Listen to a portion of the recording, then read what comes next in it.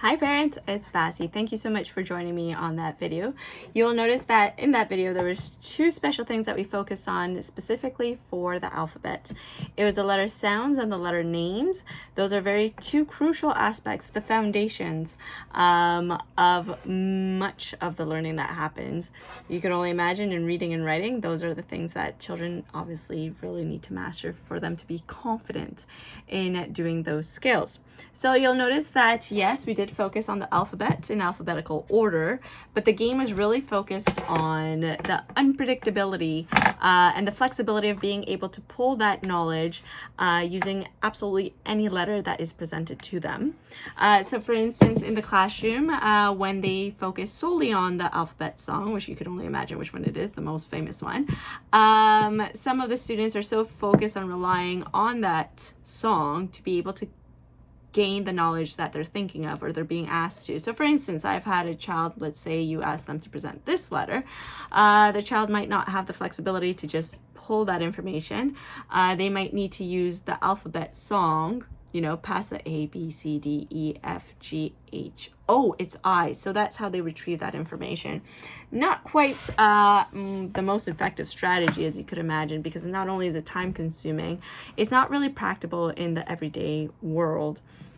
So with the game that I play with the children, it's a game to kind of pull that knowledge that they have in any order. And it's really something, it puts them at ease really, and not with a lot of pressure, because now it's presented as a game, right? So that really helps them practice. They're giggling, they're laughing.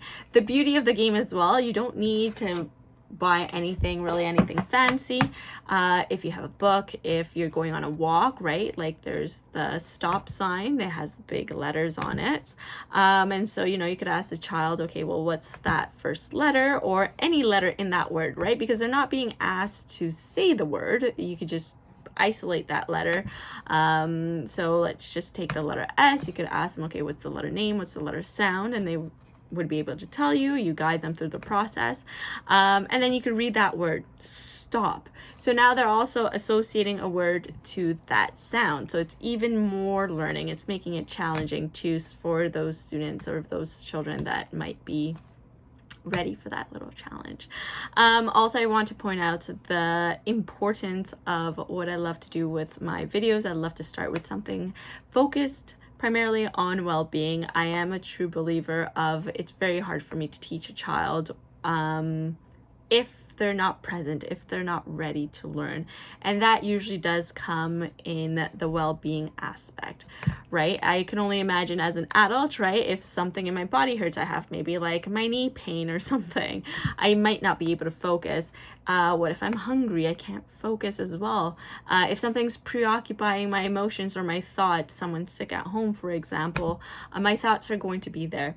Teaching the children that their feelings are valid, they have the right to feel that. It is true. They all have their own unique emotions, as you and I do as well. But it's also teaching them about you can't control the things that are around you, but the one thing you do have control is of your feelings and what you're going to do with those feelings as well. So I'm very excited to film some videos with some strategies and some walkthroughs of how that may look like for yourselves and for children as well. So yeah, I do thank you very much for being here, and I can't wait. I can't wait to show you other tricks that I do in the classroom and how I teach children of various different topics. So I really do hope this has helped you and maybe your little one or someone that you may know.